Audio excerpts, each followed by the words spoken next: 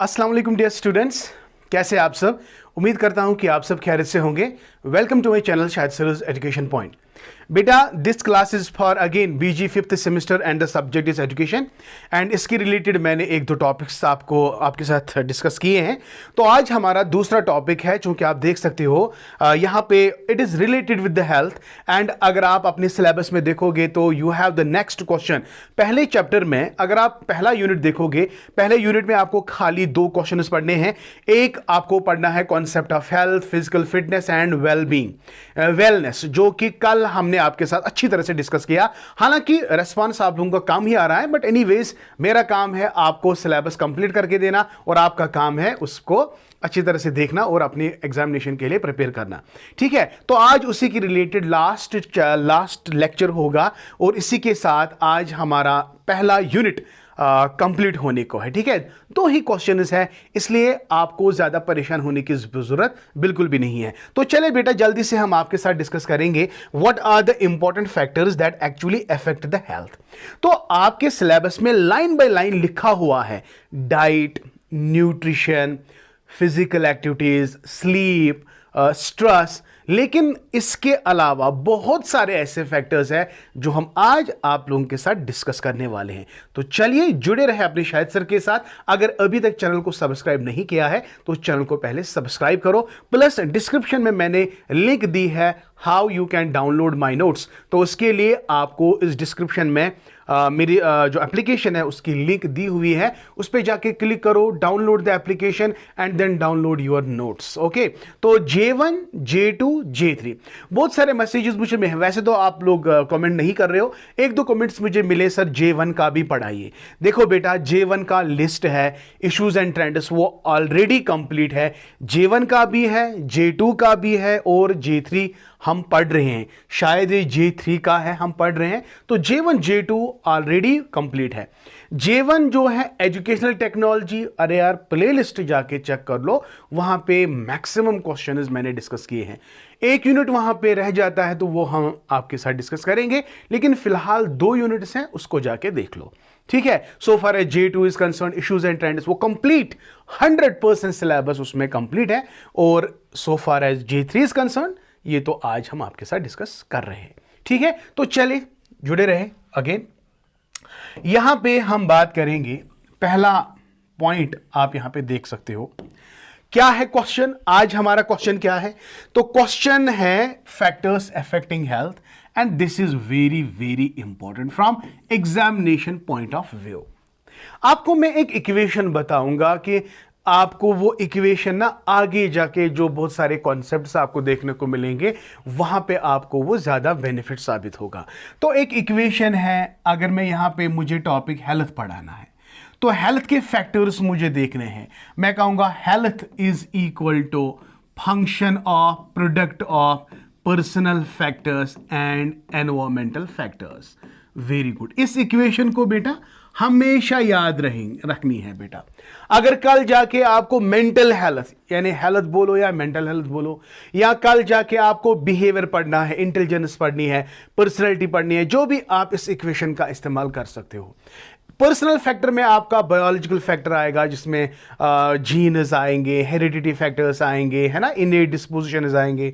Environmental में आपका सारी चीज़ें, फॉर एग्जांपल, या पर्सनल फैक्टर में आपके psychological factors like stress, sleep etcetera. तो biological factor, personal factor, so this is your PF and another is EF यानी एनवायरमेंट से जो फॉर एग्जांपल कोई नॉक्शियस स्टिमुलस आपको मिल रहा है, उसकी वजह से आपके हेल्थ पे बहुत नेगेटिव असर आ रहा है, तो इसका मतलब है that's environmental factor.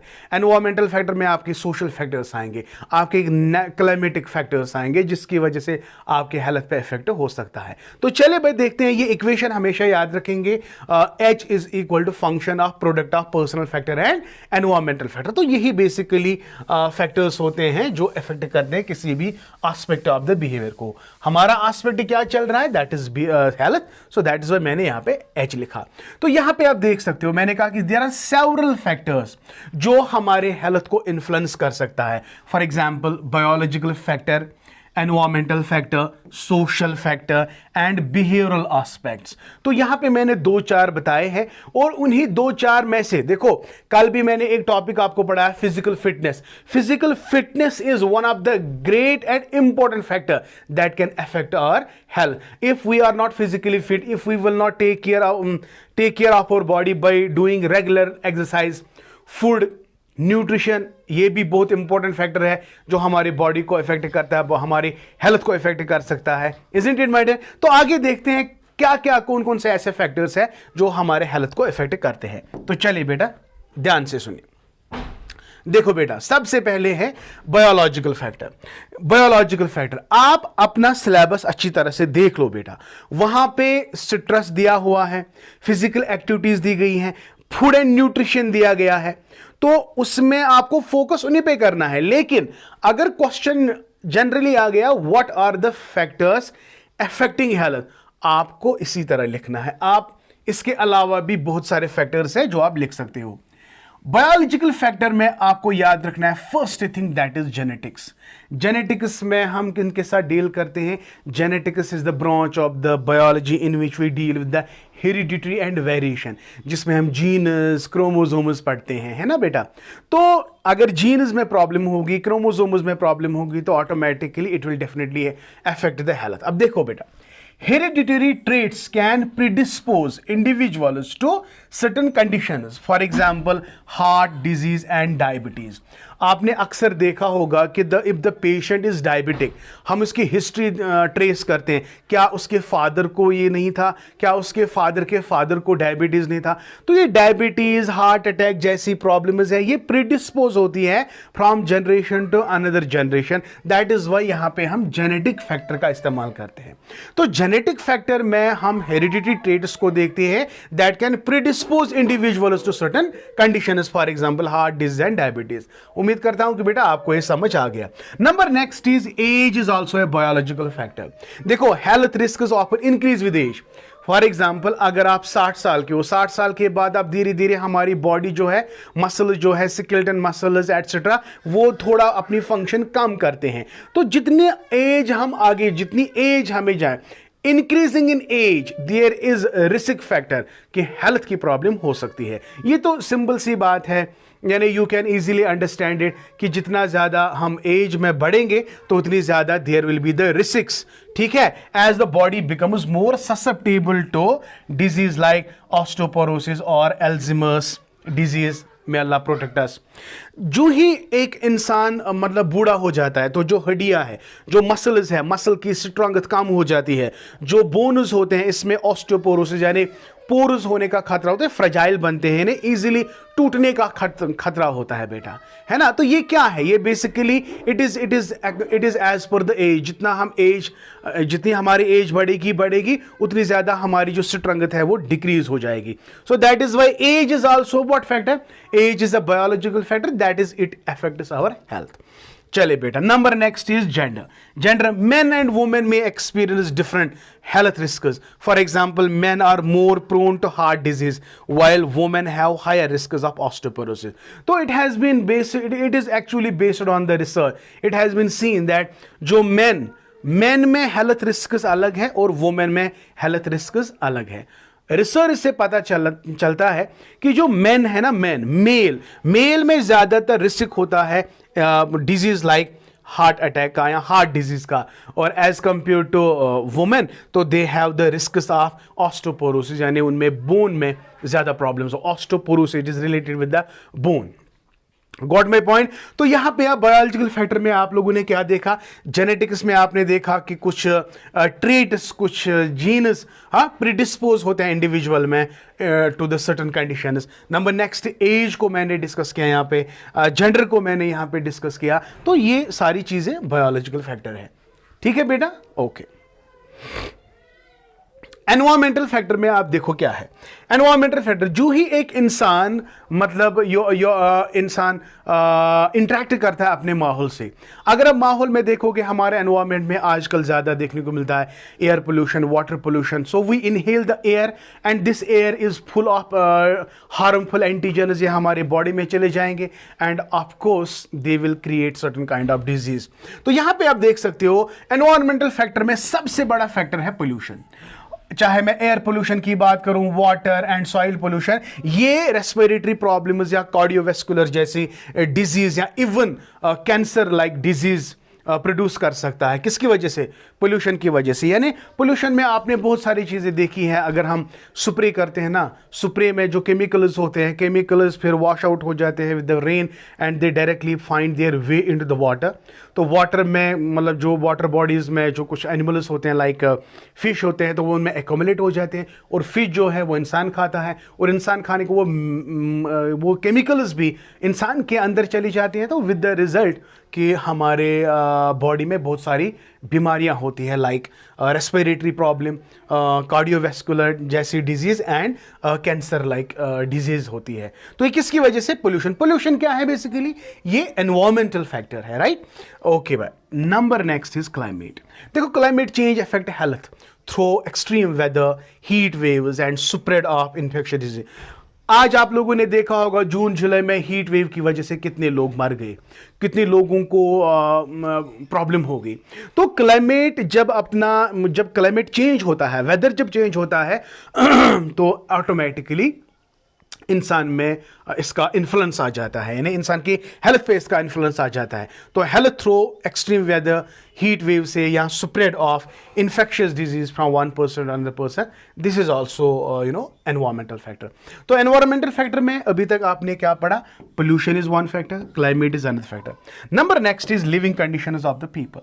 Overcrowding, poor sanitation, unsafe housing can contribute to infectious disease and poor mental health. देखो, जो हमारे लिविंग कंडीशंस होते हैं, जो लोग अगर हम कंट्री की बात करेंगे, अपनी इंडिया कंट्री की बात करेंगे, मोस्ट पॉपुलस कंट्री है, तो ओवर क्राउडिंग की वजह से सैनिटेशन प्रॉब्लम होती है, सैनिटेशन सही से नहीं होता है ना। लिविंग कंडीशंस ऑफ द जो पीपल है वो सही नहीं होती हैं, वो अपने जो सराउंडिंग में क्लीननेस का ख्याल नहीं रखते हैं, जिसकी वजह से बहुत सारे जर्म्स प्रोड्यूस होते हैं और वो इन्फेक्शियस डिजीज प्रोड्यूस कर सकते हैं। किसकी वजह से? ये living condition of the people is poor and if the living condition of the people is poor, definitely it will affect the health and living condition is again what factor? It is environmental factor, right? Another is occupational hazards, exposure to, yes, अगर आप देख सकते हो यहाँ पे occupational hazards, exposure to harmful substances or dangerous working conditions can lead to chronic illness and accident. Occupational hazards में जो लोग फॉर एग्जांपल माइनस वाइनस वगैरह में काम करते हैं, तो वहाँ जाके वो हार्मफुल केमिकल्स निकलते हैं और जिसकी वजह से बहुत सारे क्रॉनिक इलनेसेस और एक्सीडेंट्स प्रोड्यूस होते हैं जो कि आपके हेल्थ को डिटेरियोरेट कर सकते हैं। तो आई होप बेटा environmental factor is clear here. चले बेटा, सोशल एंड इकोनॉमिक फैक्टर की बात करेंगे। Socio economic status, what does it mean socio economic? Exactly, socio economic status का मतलब है there are certain families, not certain but majority of the families, they live with lower income, often face barriers to health care access. लोगों को गरीबी की वजह से उनको हेल्थ एक्सेस नहीं मिल रहा है, जिसकी वजह से उनका हेल्थ खराब होता है. They are not in a position to, they don't have enough money, so that they can take care of their health. So the first point that's very much important here, socio-economic status mein, it is the poverty. It is the poverty that is linked with the health hazards. That is linked with the illness of the people, because they don't have the health care access. If they don't have the health care access, because they are far flung, they are very much poor, isn't it? And so far as their nutrition is concerned, they are, उनके बच्चे जो होते हैं ना बिल्कुल बहुत कमज़ोर होते हैं. आप देख लो, अगर आप कहीं पे आप बहुत सारी जगहों पे आपने देखा होगा, स्लम एरियाज़ में या रूरल एरियाज़ में बहुत सारे ऐसे बच्चे हैं जिनको न्यूट्रिशियस फूड नहीं मिल रहा है, बैलेंस्ड डाइट नहीं मिल रहा है, तो उनकी बॉडी बिल्कुल लीन होती है, तो they are not safe. So that is why nutrition, they don't have safe housing, they don't have increasing health disparities. So because of low socio-economic status, तो health care facility is not available, जिसकी वजह से health पे असर आ सकता है। Number next is education, lack of education, very good. Health education का काम है। If there is lack of education, लोगों को अवेयरनेस ही नहीं है कि अपने हेल्थ का कैसा ख्याल रखें, तो इसका मतलब है they lack education. If they lack education, तो इसका मतलब है उनको पता ही नहीं होगा कि हेल्थ कितना इंपॉर्टेंट है, अपने हेल्थ को किस तरह से हम सही रखेंगे। तो health, higher levels of education are linked to better health outcomes, as educated individuals are more likely to make informed health decisions. Exactly, if the person is educated, so he can take good decisions at his own related to the health. If the person is not educated, so he may not be knowing what are the implications of bad health. So this is the reason जितना हम आगे बढ़ेंगे, जितना हम educated होंगे, उतना ही हमें अपने हेल्थ का ख्याल हम खुद रख सकते हैं। If there is lack of education, तो इसका मतलब है we are not in a position to take decision is related to health. Got my point? Another is social support. Exactly. Strong social network can promote better mental health and assist in managing stress or illness. Next is cultural belief. So cultural practices and beliefs can influence health, behavior and attitudes towards the medical interventions. देखो बहुत सारे medical practices है, not only medical practices, I am sorry, it is cultural practices है।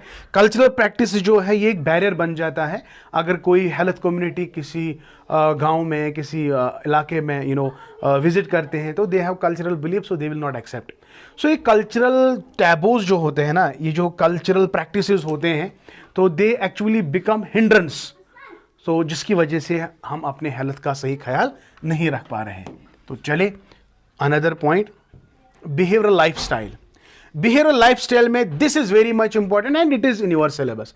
Behavioural and lifestyle factors में आपका diet और nutrition, that's very important. आप क्या खाते हो, कौन सी चीजें खाते हो, are you taking a good diet और बैलेंस्ड डाइट और imbalanced diet, so that will exactly affect your health. Poor nutrition can lead to conditions like obesity, heart disease and diabetes. Nutrition कैसा होना चाहिए, डाइट कैसा होना चाहिए? Food is said to be balanced if it has all the components, carbohydrates, vitamins, minerals, है ना, fats. तो अगर ये सारी चीजें फूड में होंगी तो हमें एक अच्छा खासा न्यूट्रिशियस फूड मिलेगा, तो हमारी body that will be all okay. There will be no obesity, there will be no cardiovascular like disease, no respiratory like disease. No, if we take good food. What is good food? What is good food? Good food is the food which is having a balanced composition. Carbohydrate balanced होना चाहिए, protein, minerals, carbohydrates, amino acids, ये सारी चीजें balanced होनी चाहिए। तो nutritious food, अगर हम न्यूट्रिशियस फूड नहीं खाएंगे तो जाहिर सी बात है disease like obesity, heart disease, always people are more concern about this taking junk food, fast food, with the result लोगों में आप देखोगे उनका लाइफस्टाइल ही ऐसे ही बना है, तो जिसकी वजह से लोगों में ओबेसिटी, कार्डियोवैस्कुलर लाइक डिजीज होती है। Physical activities very very important. Regular exercise helps prevent chronic conditions like hypertension and obesity. If you are obese, if you have cardiovascular like disease, if you take regular exercises, so definitely and for sure you will get rid, and you will be prevented from chronic conditions like hypertension and obesity. Good. Number next is substance use. Substance use में like smoking, alcohol abuses and drug use contributes various health problems. If a person is taking smoking, is involved in smoking, alcohol abuse and other drugs, so definitely क्या उसका सेहत ठीक रहेगा? Of course नहीं रहेगा। तो he may be involved in many health problems like liver disease and lung cancer etc. ठीक है ना। Number next is sleep, very very much important. Actually आपके सिलेबस में ये वाला है डाइट, फिजिकल एक्टिविटी, स्लीप और stress. Lack of sleeping associated, कल ही मैंने आपको कहा था न ज्यादा सोना न कम सोना, we must have adequate sleep. तो ज्यादा सोने से हेल्थ प्रॉब्लम, कम सोने से health problem, but again there must be an adequate sleep. So sleep also affects our health. I hope बेटा ये वाला पार्ट भी आपको समझ आ गया। चलिए अब साइकोलॉजिकल फैक्टर में जो आपका मोस्ट इंपॉर्टेंट है that is stress and mental health. अगर मैं सिट्रस की बात करूंगा, stress is non specific that actually creates imbalance in our mind and body relation. तो chronic stress can contribute to cardiovascular disease, depression and immune system suppression. अगर आप citrus लोगे, सोचोगे, कोई एक्शन नहीं लोगे, तो मैंने कल ही आपको कहा था कि citrus is a silent killer, right. तो सिट्रस की वजह से अगर आप सिट्रस लेंगे, अननेसेसरली सिट्रस लेंगे, तो इसकी वजह क्या होगी? You can be contributed to disease like cardiovascular disease, depression and immune system suppression. May Allah protect us from these diseases. So citrus अगर यहाँ पे होगा तो citrus is directly related with health problems. More the citrus, more there will be health related problems. Number next is mental health. Very good. Mental health, well-being is closely linked to physical health. Untreated mental illness can lead to physical ailments. तो जाहिर सी बात है, अगर हम अपने mental health का ख्याल नहीं रखेंगे तो वो फिजिकल हेल्थ पे डेफिनेटली असर करेगा. ठीक है. So this is one more factor that is psycho social factor या साइकोलॉजिकल फैक्टर. अब लास्ट में आता है access to health care. Access to health care में हेल्थ केयर अवेलेबिलिटी, अगर हेल्थ केयर अवेलेबिलिटी नहीं होंगे, access to quality health care services ensure early detection and treatment of disease. हमें अर्ली डिटेक्शन अगर समझ में आ गया, हमारे पास जो सुविधाएं होंगी हेल्थ केयर की, फैसिलिटीज अवेलेबल होंगे, तो हम अर्ली डिटेक्ट कर सकते हैं किसी भी डिजीज को, उसको अर्ली हम ट्रीट कर सकते हैं. विद द रिजल्ट हम अपने हेल्थ का खास ख्याल रखेंगे. तो दिस इज health care availability. Number next is health insurance. Health insurance में having health insurance often determines whether individuals can afford necessary treatment and medication. बहुत सारे ऐसे पर्सनस हैं जो हैवी ट्रीटमेंट अफोर्ड नहीं कर सकते हैं. उनके लिए एक प्रावधान होना चाहिए, दैट इज हेल्थ इंश्योरेंस. तो हेल्थ इंश्योरेंस से क्या होगा? जो भी नेसेसरी ट्रीटमेंट एंड मेडिकेशंस होंगे वो अफोर्ड कर सकते हैं. ठीक है. So by this we have completed unit number first. Unit number first में हमने फिजिकल हेल्थ के बारे में आपके साथ बात की, फिजिकल फिटनेस की बात की, अनदर इज वेलनेस की बात की, और आज हमने और एक टॉपिक आपके साथ डिस्कस किया, that is what are the factors that affect health. ठीक है. By this we have completed unit number first. Be happy and इंशाल्लाह कमिंग डेज में हम यूनिट नंबर सेकंड भी उठाने जा रहे हैं. तब तक के लिए दीजिए शाहिद सर को इजाज़त. Thank you. May Allah bless you and keep always learning.